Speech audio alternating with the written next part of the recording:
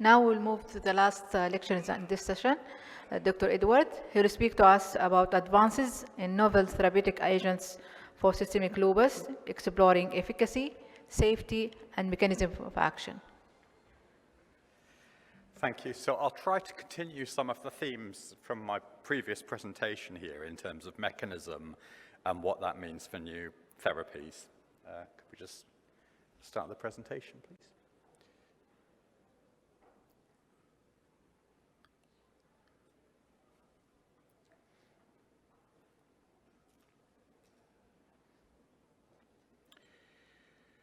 So when you look, like I do, at new therapies that are in development, you find a problem which is summarized on this figure.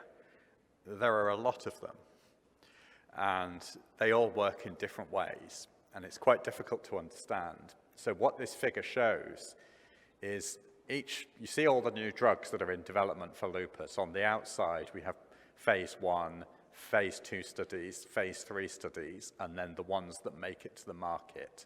We only have 2 for non-renal lupus.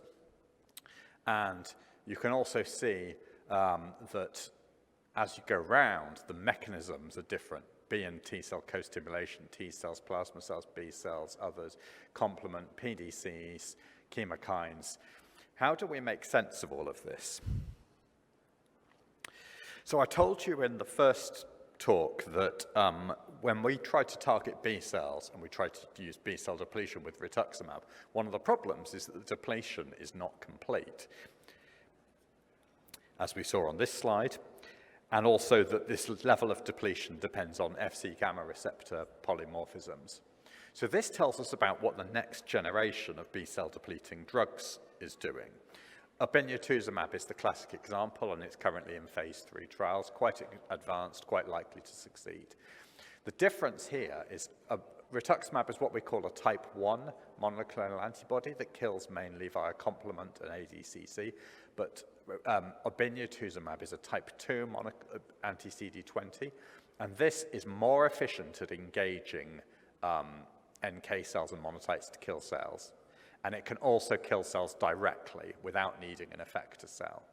And some in vitro experiments have shown that the extent of B cell depletion is better with obinutuzumab than with rituximab, and the phase 2 clinical trial of obinutuzumab looked very good in lupus nephritis, in contrast to those with rituximab, which failed. We can also target BAFF, obviously, and we all know this from the clinic. BAFF, or also known as BLyS, is a survival factor for B cells, and it signals through the BAFF receptor. But without this, B cells can't proliferate, can't mature, and that's why blocking BAFF can be effective for lupus. But BAFF is actually part of a complex system. B cells have BAFF receptors and TACI receptors, and another receptor called BCMA, and there's another ligand called APRIL that can bind TACI and BCMA as well. As you go through B cell development, earlier B cells use BAFF receptor most, but as you get past the germinal center reaction, you get more use of TACI, and in plasmablasts and plasma cells, it's more BCMA. So only blocking BAFF, which is what belimumab does, may not be enough to block this system. You're not blocking APRIL, and APRIL is important for the later stage B cells. And so what the next generation of therapies are doing in the BAFF system is trying to block both of these. And the way they do it is this TACI receptor, which naturally occurs on B cells, is made into a soluble drug that can mop up all of the BAFF and APRIL that exists. So we have povetacicept, atacicept, and telitacicept, all of these in development that may be more effective than belimumab. We have a lot of data, actually, for one of them, telitacicept, which is developed in China, and it's actually already used in the clinic in China, and they claim that it's more effective, but I think this is one of the clinical trials that was shown in EULAR. But I think some people are a little bit skeptical because these trials are only done in China, where the severity of the lupus is different, the standard of care is different. Some of the results seem a little bit strange compared to different trials. So we're looking for more global trials or a more typical design to decide whether these new generation drugs really are better than belimumab. Another slightly different therapy, just it links these two systems of B-cell depletion and BAFF inhibition, and that's ianalumab, which is being developed by Novartis.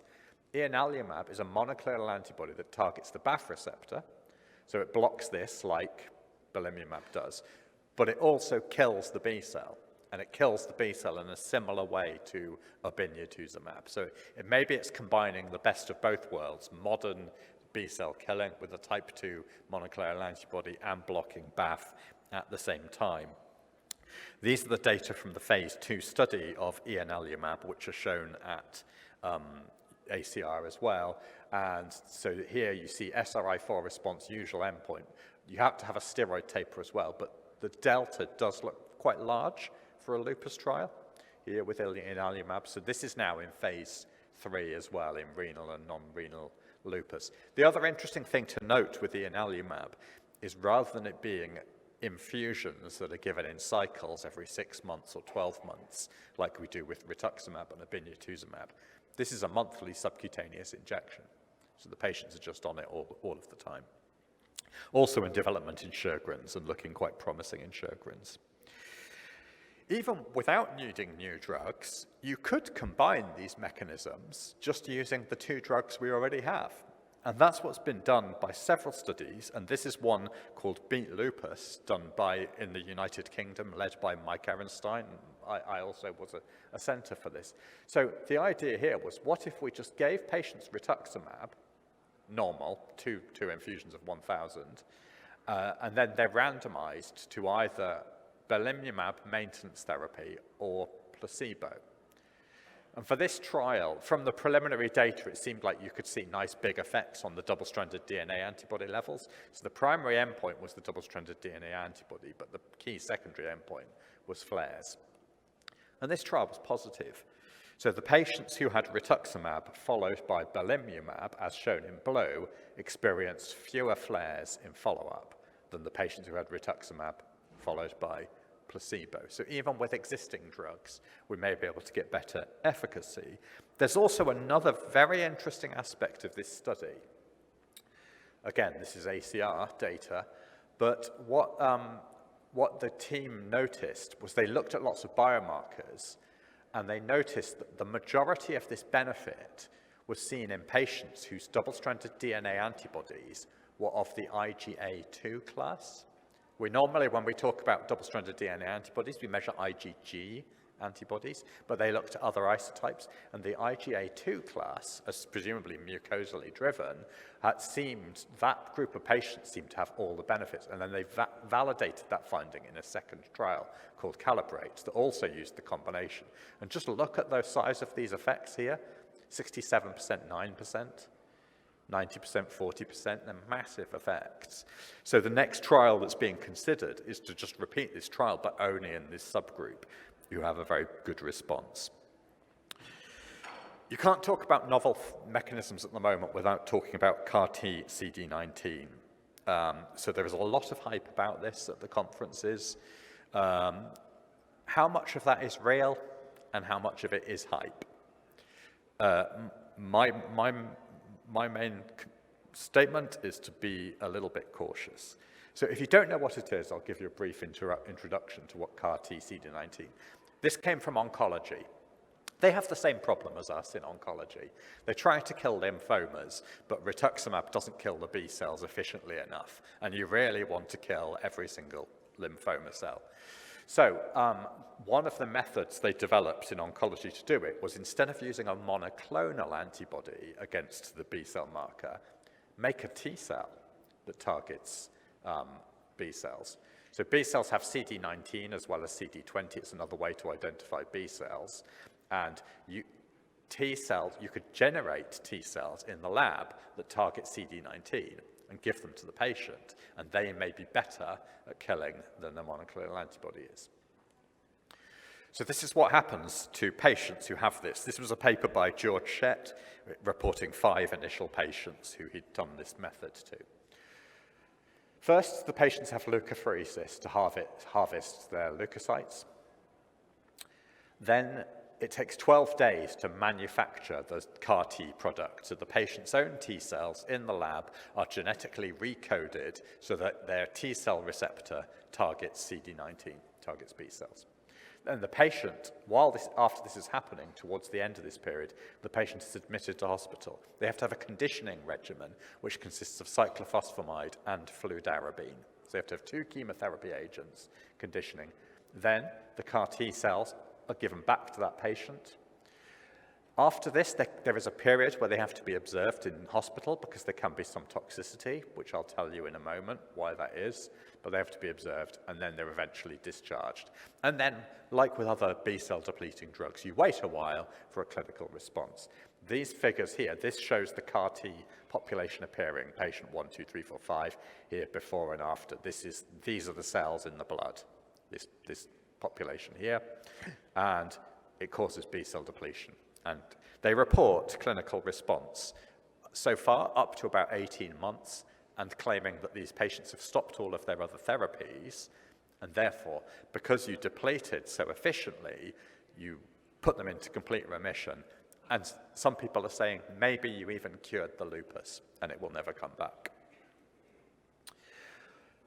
Toxicity, first of all. So there are 2 main types of toxic reaction that can occur to CAR T cells, and they're quite serious potentially.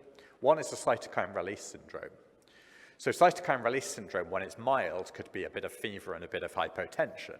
But when it's severe, could be a life-threatening capillary leak with multi-organ dysfunction, and it needs to be treated in intensive care, and the treatment for it is tocilizumab. So you may require 1, 2, 3 infusions of tocilizumab to treat it. The other one is something called ICANS. ICANS means immune effector cell associated with neurotoxicity syndrome. So exactly why this happens is not very well understood, but patients can again get a wide spectrum of neurological toxicity, which could be a little bit of confusion, a little bit of headache, but it could be focal neurological deficits, encephalopathy, cerebral edema, coma, seizures. So it can be severe. We so far have data from 15 patients for rheumatic conditions. Unfortunately, so far it seems that in rheumatology, these problems are not as severe as they have been in oncology. So cytokine release syndrome reported in 60% of patients, most of them mild, 1 moderate. Tocilizumab given to 6 patients, most of them having only 1 infusion, 1 patient requiring 3 infusions. ICANS only observed very mildly in 1 patient, and all that was dizziness. So maybe it's not as bad in rheumatology, but still it's quite a serious issue when you're undertaking such trials, especially in patients who are already quite sick, because this is designed for severe lupus, not for mild lupus. But I have some doubts about CAR T therapy, and I want to see a lot more data before I believe that this is a real breakthrough. I think there is some hype about it. Firstly, what's the conditioning regimen? These patients are all getting cyclophosphamide and fludarabine, as well as the CAR T. Secondly, it causes B-cell depletion. It causes clinical response. Yes. So does rituximab, so does obinutuzumab, so does ianalumab. And the monoclonal antibodies are getting better and better all the time. So what's the standard that we need this to beat to be able to say it's better than monoclonals? If I did a head-to-head of obinutuzumab and CAR T, what would I see different? Nextly, of course, going through all of this procedure may make sense if you are indeed going to get 5 years of remission, or 10 years of remission, or cure of lupus. But will they? We only have 18 months of follow-up, and you can get 18 months of remission with rituximab. So will relapses occur? Because if they did occur, you probably would prefer, and you had to do it over and over again, you'd probably occur monoclonals. And as I said in the previous talk, lupus has a very important innate immune component. And if we deplete B cells and repopulate them, are we really normalizing the innate immune component? The genetics of lupus is in interferons and DNA processing. This will not be normalized by a transient period of CAR T therapy. So I have some caution about this approach. Okay, let's move to something a little bit more practical that we can already use in the clinic. Calcineurin inhibitors are quite useful for lupus nephritis, and a new one has been licensed called voclosporin. I don't know if you use it here yet, but in the UK, this is now standard. Most of my patients get this. Voclosporin, calcineurin inhibitors are very interesting in lupus nephritis because they have an immunosuppressive effect by suppressing T cell activation. But they have another effect too, which is that they stabilize the actin cytoskeleton, which is an important part of the podocyte structure. So when you look at patients with lupus nephritis who are nephrotic, in an electron microscopy of a normal glomerulus, you see this interdigitating fern-like structure of the podocytes where their foot processes maintain the barrier. And in patients with nephrotic syndrome, this actin cytoskeleton breaks down, and therefore the podocytes lose their structure, and you get effacement of this structure, and that's why they're nephrotic. And sometimes even the podocytes actually fall off, and that's why patients sometimes have heavy proteinuria even years after therapy. And so voclosporin normalizes that too. So it makes a lot of sense as a combination therapy that if you take mycophenolate alone, which is what's called placebo here, or mycophenolate combined with voclosporin, you see better rates of complete renal response and partial renal response. Or I preferred this analysis, this post hoc analysis, I thought was more revealing actually. So the standard of care has always been for a long time mycophenolate and steroids. Well, how good is that? This is what EULAR recommends the targets of therapy in lupus nephritis should be. The protein-creatinine ratio should reduce by 25% at 3 months, 50% at 6 months, and by 12 months it should be less than 0.7 with a steroid dose of less than 0.5. And if you look over here, this is the number of patients who met all of those targets in these two bars. So for placebo, we see only 27% of patients, just over 1 in 4 patients on mycophenolate alone actually meets their targets. So I think the era when mycophenolate and steroids alone was considered acceptable therapy for lupus nephritis should be coming to an end, and all patients should be having a combination therapy. And calcineurin inhibitors is one quite good combination. There are others, but we don't have time to talk about them today. The last mechanism that I think I'm watching that I think will be interesting is targeting TYK2. So people tried cytokine signaling blockade with baricitinib and things like that in lupus nephritis. Some of the trials are positive, some are negative. Baricitinib didn't make it. One of the mechanisms that looks more interesting when it comes to lupus is TYK2. And the reason is that JAK1 and 2 and 3 are very ubiquitous across many different cytokines, which also gives them a lot of off-target effects. TYK2 is specific to 2 things. One is IL-12 and 23. And the other is type 1 interferon. So it's a more targeted approach. We have deucravacitinib already for psoriasis, but deucravacitinib and other TYK2 inhibitors show great promise as interferon blocking drugs for lupus. And this is their phase 2 trial. And I just would draw your attention when you look at the skin response, which is the CLASI 50, which is quite a major skin response. Look at the size of this delta. Placebo, 16.7%. The best arm of deucravacitinib, 69.6%. That is a massive delta. So I couldn't talk about all the therapies today, and I'm happy to talk about any others in the questions, but B-cell depletion, new monoclonals are better. Targeting BAFF, combination, block BAFF and APRIL, or block BAFF and deplete. CAR T, maybe it's exciting, but I would say beware that there's theoretical and safety concerns. I think patients with lupus nephritis should be having combination therapies. Calcineurin is one, and TYK2 would be my one to watch for the next few years. Thanks for your attention. Thank you, Dr. Edward.